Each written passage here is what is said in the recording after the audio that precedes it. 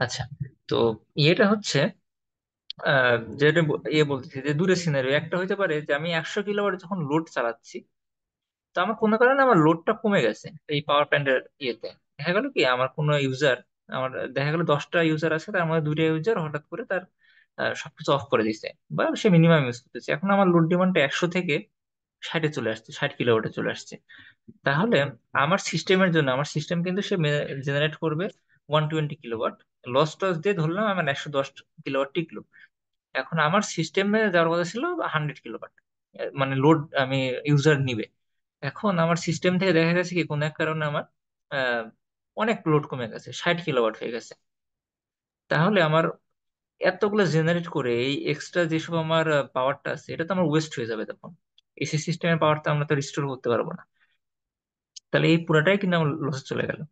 তাহলে লস যদি না করতে চাই, তাহলে এখন প্রত্যেকটা পৃথিবীর এখন অ্যাডভান্স দেশগুলো এবং আমাদের দেশেও এটা জিনিস চলে আসছে যে নেট মিটারিং চলে আসছে, যে আমার ন্যাশনাল গ্রিড যেটা লাইন থাকে সেই গ্রিডে আমার যখন অতিরিক্ত যদি আমার ইউজ হয়, মানে আমার জেনারেশন যদি অতিরিক্ত হয় আমার প্ল্যান্ট থেকে, আমার সোলার থেকে বা ইয়ের থেকে, হাইড্রোজেন ফুয়েল সেল থেকে আমার যদি অতিরিক্ত হচ্ছে, আমার এখানে ধরছিলাম যে 60, তাহলে আমার 40 এক্সট্রা হচ্ছে, তাহলে এই বাকি 40 কিলোওয়াট পাওয়ারকে আমি ন্যাশনাল গ্রিডে দিয়ে দিতে পারি। তো এটা দিলে লাভ কি আমার? লাভটা হচ্ছে আমি এই 40 কিলোওয়াট এক্সট্রা যে দিলাম, সেটা সে গভর্নমেন্ট সে নিয়ে নিলাম, আমি গভর্নমেন্টের কাছে বিক্রি করতে পারলাম এই এক্সট্রাটা আমার। তাহলে আমার পাওয়ার লস হচ্ছে না, আবার আমার পাওয়ারটাকে আমি কোনো জায়গাতে দিয়ে আমি ইনকামও করতে পারতেছি আমার পাওয়ার প্ল্যান্ট থেকে। এখন সেকেন্ড সিনারিও আসে, আরেকটা সিনারিওটা টুটা হচ্ছে এরকম যে দেখা গেল আমার কোনো কারণে এই সিস্টেমে আমার লোড হওয়ার কথা ছিল 100 কিলোওয়াট, কোনো কারণে এক্সটেন্সিভ লোড হয়ে গেছে, লোডটা বেড়ে গেছে 140 ওয়াট হয়ে 40 কিলোওয়াট হয়ে গেছে। তাহলে আমার, আমি পাওয়ার জেনারেট করতেছি 120 কিলোওয়াট, আর এদিকে আমার লোড হয়ে গেছে 140 কিলোওয়াট। তাহলে তো আমার এই সিস্টেম তো ফেল করবে। কারণ আমার যখন লোড ডিমান্ড যখন বেড়ে যাবে, আস্তে আস্তে তার ভোল্টেজ লেভেলটা ফেল করবে এক সময়। তার ভোল্টেজের সাথে কারেন্টের যে ইয়েটা অ্যাঙ্গেল থাকবে সেটা মিট আপ করতে পারবে না, ফ্রিকোয়েন্সিটা কমে যাবে এক সময়, যে আমার আলটিমেটলি সিস্টেমটা আমার ব্ল্যাক আউট হয়ে যাবে, মানে পুরোটাই সিস্টেমটা নষ্ট হয়ে যাবে, নষ্ট হয়ে যাবে। তাহলে ওইটা তো আমরা চাই না। আমাদের একটা ইলেকট্রিক্যাল সিস্টেম যদি আমি বিল্ড করি, সেক্ষেত্রে কিন্তু প্রচুর ক্যাপিটাল লাগে, অনেক টাকা পয়সা খরচ হয়। এখন আমরা যদি পুরো সিস্টেমটা নষ্ট হয়ে যায় তাহলে তো সমস্যা। সেইটার জন্য আমরা কি করতে পারি, আমরা গ্রিডের সাথে কানেকশন দিয়ে রাখতে পারি। আমার যে ন্যাশনাল গ্রিড, সেই গ্রিডের সাথে আমার এই সিস্টেমটাকে কানেক্টেড করে দিলাম, ইন্টার কানেক্টেড করে দিলাম। দিলে আমার এখন সুবিধা হচ্ছে, আমার হঠাৎ করে যে দেখা গেল যে 1 ঘন্টার জন্য আমার এক্সট্রা একটা 40 কিলোওয়াটের লোড চলতেছে, তাহলে ওই লোডটুকু আমি এই ন্যাশনাল গ্রিড থেকে, এই যে এখানে যে গ্রিডটা আছে, এই ন্যাশনাল গ্রিড থেকে আমি নিয়ে নিলাম, ন্যাশনাল গ্রিড থেকে এই এর উপরে নিয়ে নিচ্ছি, মানে আমার সিস্টেমের উপরে। যখন দরকার হচ্ছে, আমার লোড যখন দরকার হচ্ছে, সেখানে আমি নিয়ে নিচ্ছি। তাহলে আমার কিন্তু ওই আমার ওইখান থেকে লোড নেওয়া হলো, এবং আমার এই যে আমার যে গ্রিন এবং রিনিউয়েবল যে সোর্সটা আছে সেই সোর্সটাও রক্ষা পাইলো। এটা হচ্ছে দুটাই। এখন প্রথমটার সাথে কিন্তু দ্বিতীয়টা কিন্তু কানেক্টেড। কানেক্টেড হচ্ছে আমি যখন এক্সট্রাই তৈরি করতেছি তখন আমি ন্যাশনাল গ্রিডে দিচ্ছি, তার মানে হচ্ছে আমার এক্সট্রা আমি গ্রিডের কাছ থেকে কিছু টাকা পাচ্ছি, মানে যে আমি পাওয়ারটা দিছি। আবার আমার যখন দরকার হচ্ছে আমি গ্রিড থেকে তখন নিয়ে নিচ্ছি। নিয়ে তখন গভর্নমেন্ট কি করে, গভর্নমেন্ট আপনাকে পে করে না আপনার পাওয়ার প্ল্যান্টের বিদ্যুতের জন্য। কিন্তু তারা কি করে, আপনি যখন এই লোড গুলো যখন এই যে ব্যালেন্স করে ফেলবেন, মানে আমি দিচ্ছি একসময় নিচ্ছি, নিয়ে তখন তারা নেট মিটারিং করে, নেট মিটারিং করে দেখে যে একটা মান শেষে যে আসলে এই যে প্রাইভেট, মানে এইটা তো আপনার কন্ট্রোলে, এই যে এই পুরো সিস্টেমটা আপনার কন্ট্রোলে, এইটার থেকে গভর্নমেন্ট কি, আমি কি মানে গভর্নমেন্ট কি বেশি পাওয়ার নিছে না দিছে? এখন দেখা গেলো যদি গভর্নমেন্ট থেকে যে আমি যদি বেশি ইউজ করি, তাহলে আমার গভর্নমেন্টকে পে করতে হবে। আর গভর্নমেন্ট যদি আমার থেকে বেশি পাই, নিয়ে থাকে ন্যাশনাল গ্রিডে, তাহলে গভর্নমেন্ট আমাকে পে করবে। এটা হচ্ছে আমার নেট মিটারিং, মানে বাচ্চা দিয়ে কি থাকবে। তো এর সুবিধা হচ্ছে আমার এই সিস্টেমটা কখনো ব্লকেট যাবে না, মানে হচ্ছে যেটা হচ্ছে ব্ল্যাক আউট হয়ে যায়, সেই ব্ল্যাক আউট হয়ে যাবে না, আমার সিস্টেমটা অল টাইম রানিং থাকবে। আহ, এটা হচ্ছে আহ, এই জন্য আমাদের এখানে আমরা যেহেতু নিজস্ব যেটা সিস্টেম সেটা ইউজ করছি, আর এখানে যে ন্যাশনাল গ্রিডটা আছে এই গ্রিডটা আমরা ইউজ করছি। এখন কথা হচ্ছে এই গ্রিড বা এগুলোর জন্য আমাদের এগুলো কিন্তু কানেকশন করতে হবে। এখন আমি যেমন আমার এই ভোল্টেজটা পাওয়ারটা নিয়ে খেলা করতে পারবো, মানে আমি খেলা করা বলতে আমি যখন তখন আমি ইচ্ছা করলাম আমি পাওয়ার বেশি বাড়াই দিলাম, মানে আমি বেশি ইনস্টল করলাম। আবার যখন দরকার হলো না আমি তখন কম, হচ্ছে আমার হচ্ছে লস হচ্ছে বা কোনো কারণে দরকার নাই, ম্যানেজমেন্ট করা কম হয়ে যাচ্ছে, প্রবলেম হচ্ছে, আমি তখন খুলে ফেললাম, কয়েকটা ইউনিট বাদ দিয়ে দিলাম, সেটা কিন্তু আমি করতে পারি। কিন্তু গ্রিডের কিন্তু আমি সেটা করতে পারবো না, হাত দিতে পারবো না। গ্রিড হচ্ছে পুরাটাই কন্ট্রোল করবে সরকার, ওর এখানে আমার কোনো কিছু করার নেই। এই জন্য এইখানে যে ন্যাশনাল গ্রিড লাইন আছে, এই যে গ্রিডটা যখন আমাদের এখানে ইমপ্লিমেন্ট করা আছে এই যে এই ব্লকের ভিতরে, এইটা কিন্তু আমরা কিন্তু কোনো ডিজাইনের কোনো অপশন নাই, মানে ডিজাইন আমরাই করছি কিন্তু রেটিং গুলা প্রত্যেকটা গভর্নমেন্ট অনুযায়ী যেসব স্পেসিফাইড ফিক্সড সেই রেটিং ইউজ করছি কিন্তু আমরা। এখানে আমাদের কিন্তু হাত দেওয়ার কোনো কিছু নেই। এখানে আমাদের 50 হার্টজ ফ্রিকোয়েন্সি ইউজ করা, 220 ভোল্টের টার্মিনাল ভোল্টেজ ইউজ করা, সেই অনুযায়ী কিন্তু আমাদের ডিজাইনটাকে পুরোপুরি ম্যাচ করতে হয়েছে। তো এইটা হচ্ছে আপনাদের পুরা সিস্টেমের মোটামুটি একটা ওভারভিউ, যে কিভাবে আর কি কোনটার সাথে কোনটা ইয়ে। আপনারা যেহেতু বলতেছিলেন তিনটা ক্লাসের মতো নয়, এক ক্লাসে ওই পুরা আমি সিস্টেমও বুঝাই দিলাম, বুঝাই দেওয়ার সাথে সাথে আবার হচ্ছে দেখা গেল যে আমি ইন্টারনাল জিনিসগুলো বুঝে দিলাম, দিলে ওটা ক্লকড হয়ে যাবে, তখন আলটিমেটলি কিছুই বোঝা হবে না। তো এটাই বললাম। এখন বেসিক কিছু এটা বলি। বেসিক জিনিসটা হচ্ছে এখানে যে যেমন দেখতেছেন, যেমন সোলার প্যানেলটা আছে, প্যানেলের আগে এখানে এই যে র্যাম্প আপ ডাউন ইরিডিয়েন্স, এগুলো অনেক কয়টা ব্লক আছে। এইগুলো সোলার কাজ করে দুইটা ওয়েতে, দুইটা তার ইনপুট প্রয়োজন হয়। একটা হচ্ছে সূর্যের আলো, সূর্যের আলো পড়বে, মানে ফোটনের শক্তিটা আসবে, সেখান থেকে সে ভোল্টেজ ডিফারেন্স তৈরি করে, বিজেটি বা ওইখানে ওইখানে হচ্ছে ডায়োড থাকে, ডায়োডের মাধ্যমে সে জেনারেট করে।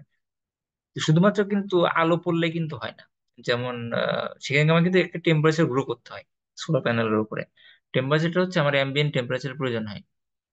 যেমন আমরা যদি অ্যাম্বিয়েন্ট টেম্পারেচার ধরে 25°C, এখন এই টেম্পারেচার যদি কম হয় তাহলে কম ভোল্টেজ সে জেনারেট করতে পারে, পাওয়ার জেনারেট করতে পারে। যদি বেশি হয় তখন সে ভালো মতন করতে পারে। আবার সেটা কিন্তু আবার আপার লিমিটেরও ভ্যালু আছে, যে আমি দেখা গেল যে আমার আপার ভ্যালু হচ্ছে 60°C হয়ে গেছে, তখন কিন্তু আবার কাজ করবে না। আমরা কিন্তু একটা জিনিস জানি ইলেকট্রিক্যাল প্রপার্টি তারের, এই যে যত বেশি ভোল্ট হচ্ছে টেম্পারেচার বাড়ে তখন কিন্তু আমার কিন্তু রেজিস্ট্যান্স বেড়ে যায়। তো এই জন্যই কিন্তু আমাদের কি মানে মিনিমাম একটা ওয়েতে ধরতে হয়। তা আমাদের দেশে সবসময় মোটামুটি 25-এর উপরেই থাকে শীতকালের কয়েকটা দিন বাদে, তো সেই হিসেবে আমরা 25 ধরে নিয়ে এখানে ইয়ে করা আছে।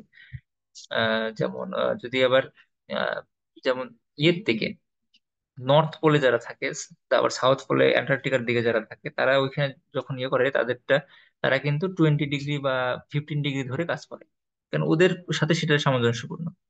তো আমাদের দুইটা ইনপুট দিতে হবে, একটা হচ্ছে ইরিডিয়েন্স আর একটা হচ্ছে টেম্পারেচার। এই দুইটা ব্লকে এখানে এখানে এই দুইটা ইয়ে করা হচ্ছে, এখানে দুইটা, এটা হচ্ছে ইনপুট। তো এটাই দেখতেছি আমরা, ইরিডিয়েন্স হচ্ছে 1000 এবং 35, এটা মানে 35 টেম্পারেচার, মানে টেম্পারেচার আমরা ফিক্সড রাখতে পারতাম, কিন্তু রিয়েল লাইফের এর জন্য যেমন আমরা সকালের দিকে আমাদের একটু ঠান্ডা ঠান্ডা পরিবেশ থাকে, যত দিন বাড়তে থাকে, দিনে যখন আমাদের সময়টা বাড়তে থাকে তখন কিন্তু আমাদের টেম্পারেচারটা বেশি হয়, 12টা 1টার দিকে বেশ ম্যাক্সিমাম থাকে, আবার বিকালের দিকে কমতে থাকে।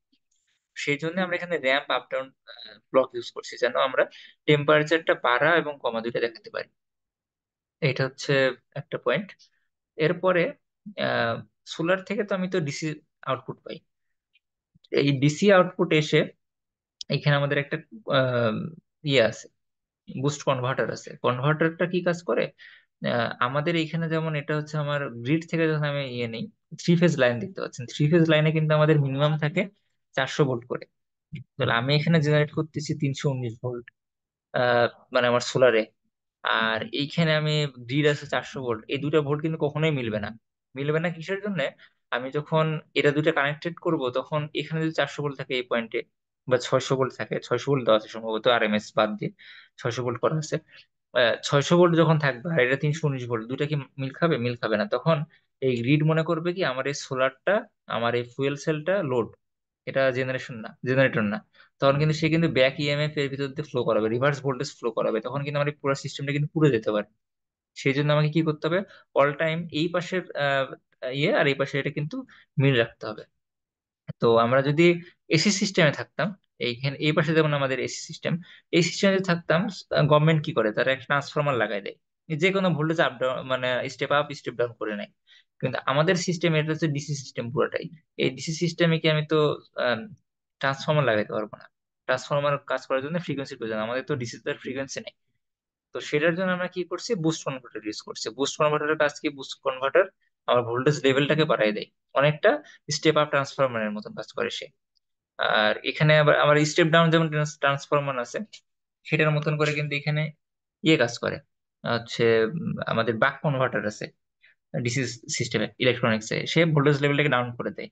আর আমাদের যেটা এই যে ইউনিটি ট্রান্সফরমার থাকে, এই যে 220 ভোল্টকে 220 ভোল্টে ট্রান্সফার করে এসিতে, সেরকম কিন্তু এখানেও আছে ডিসি সার্কিটে, সেটা হচ্ছে বাক বুস্ট কনভার্টার। তো আমরা যেখানে যেহেতু এখানে আমাদের স্টেপ আপ করতে হবে, সেজন্য আমরা এখানে একটা কিন্তু বুস্ট কনভার্টার ইউজ করছি। এই বুস্টের যে সার্কিটটা, এটা কিন্তু সারা পৃথিবীর সবার জন্য সেম।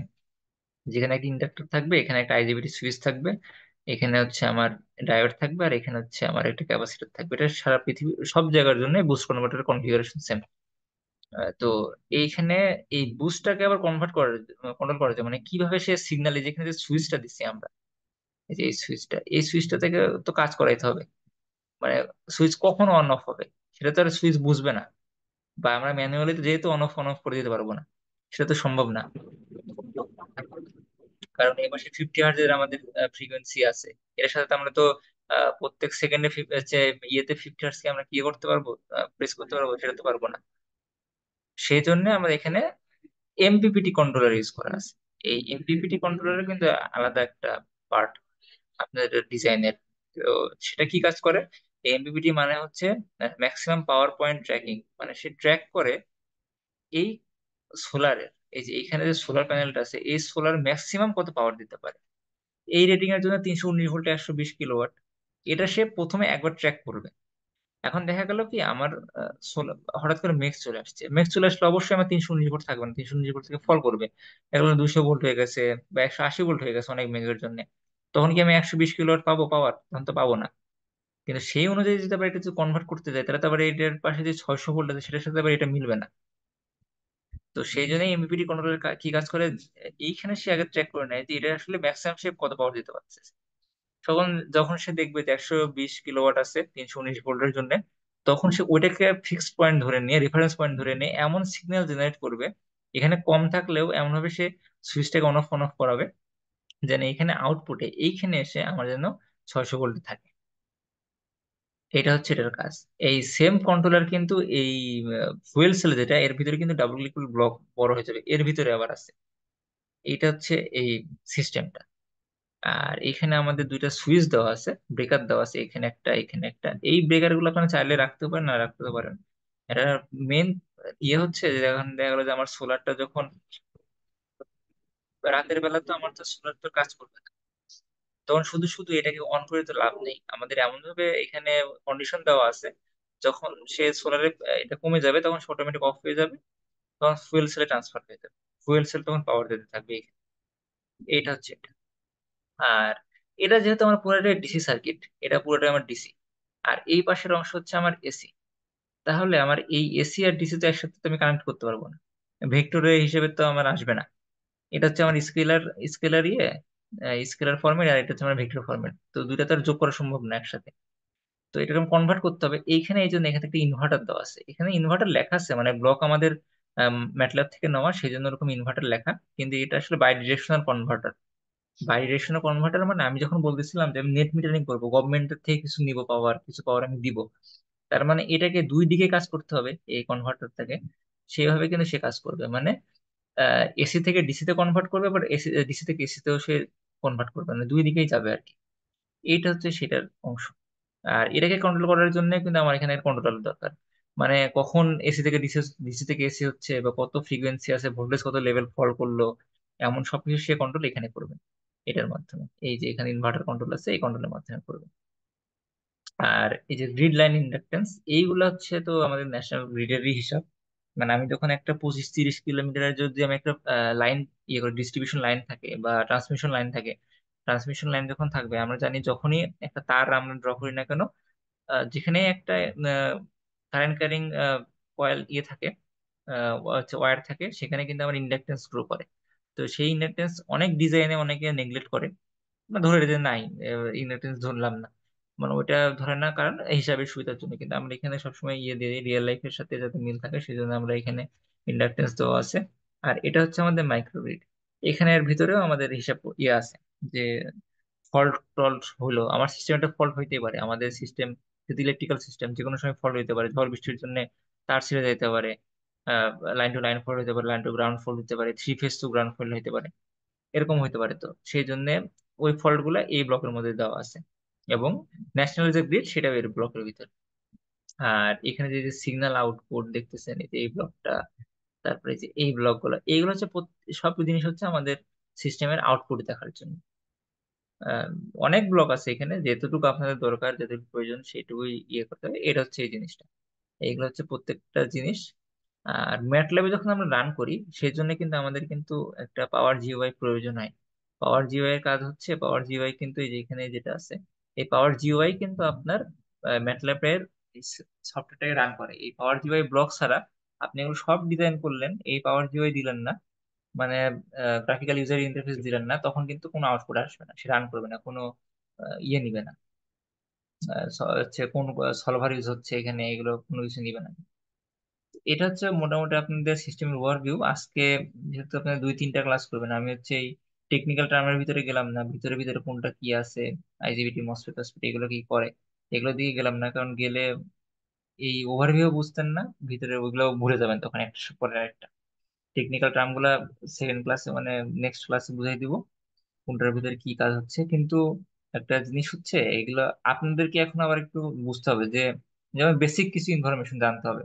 যদি ইলেকট্রিক্যাল ইঞ্জিনিয়ার, সেগুলো তো নিজেদের না জানলে খুবই ঝামেলা। যেমন ক্যাপাসিটর আসলে কিভাবে কাজ করে, ইন্ডাক্টর কিভাবে কাজ করে, আইজিবিটি বা সুইচ বা মসফেট এগুলো কিভাবে কাজ করে, ডায়োডের কাজটা কি, তারপরে রেজিস্ট্যান্স এগুলো কি ইয়ে আসে, কোন ভাবে কি কানেকশন আসে, কোনটা প্যারালাল সিরিজ কানেকশন কিভাবে কি আসে, এগুলো কিন্তু আবার নিজেদেরকে একটু জানতে হবে। আবার এর ভিতরে দেখেন, এই যে এমপিপিটি কন্ট্রোলার, ইনভার্টার কন্ট্রোলার, এর ভিতরে কিন্তু অনেক কিন্তু open loop close loop control আছে। কন্ট্রোল সিস্টেম ডিজাইনে যেগুলো আমাদের পড়ানো হয় সেগুলো কিন্তু এর ভিতরে আছে। তো এইগুলোর ব্লকে কিন্তু কিছু কিছু মানে লজিক আবার বুঝতে হবে, মানে প্রোগ্রাম। যেমন এর ভিতরে এই যে এমপিপিটি কন্ট্রোলার, এর ভিতরে কিন্তু প্রোগ্রামিং আছে, ম্যাটল্যাব প্রোগ্রামিং আছে। তো প্রোগ্রামিং এর জিনিসটা একটু হালকা পাতলা জানতে হবে। তারপরে এগুলা আমরা এই ছবিটা দিয়ে রাখছি এই জন্য, যাতে ভিতরে বেশি ভিতর থেকে সুপারভাইজাররা বা যারা এক্সটার্নাল থাকবে, যারা কোশ্চেন করতে না পারে, তারা যেন উপর উপর থেকে কোশ্চেন গুলো করে। সেই জন্য কিন্তু আপনাদের তো ভিতরে কি আছে না আছে ব্লক, সেগুলো তো জানতে হবে। এটা হচ্ছে মোটামুটি ওভারভিউ। আপনারা এটা একটু দেখবেন। আর আশিক হয়তো আপনাদেরকে ওই যে ইয়ে দিচ্ছে, পেপারের মতন একটা অংশ দিচ্ছে, ওইটা একটু পড়বেন। পড়লে এগুলোর ডিটেলস, আরো ডিটেলস প্রত্যেকটা কম্পোনেন্ট শুরু করে কিভাবে কি করা আছে সব ইয়ে করা আছে। আমি যতই বলি না কেন, আপনারা একটু যদি না পড়েন সবাই, আপনারা কোশ্চেনও করতে পারবেন না যে ভাই এটা এখান থেকে এখানে কিভাবে কাজ করতেছে। এই কোশ্চেনটা তো করতে হবে, এই কোশ্চেনটা কিন্তু করতে পারবেন না নিজেরা যদি একটু না ইয়ে না দেখেন। আমি বুঝাই দেবো, তখন আপনারা শুধু বুঝে যাবেন। এবং আমি শিওর, আমি এই যে এতক্ষণ ধরে এতগুলো বুঝাইছি আপনাদের, কিন্তু এখন কিন্তু মাথার উপর দিয়ে চলে যাওয়ার মতন। আমি জানি মাথার উপর দিয়ে অনেক কিছু এখন ঘুরপাক খাচ্ছে, যে কোনটার ভিতরে পর কোনটা আসলো।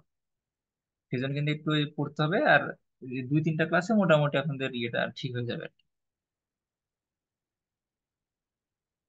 আচ্ছা, আশিক,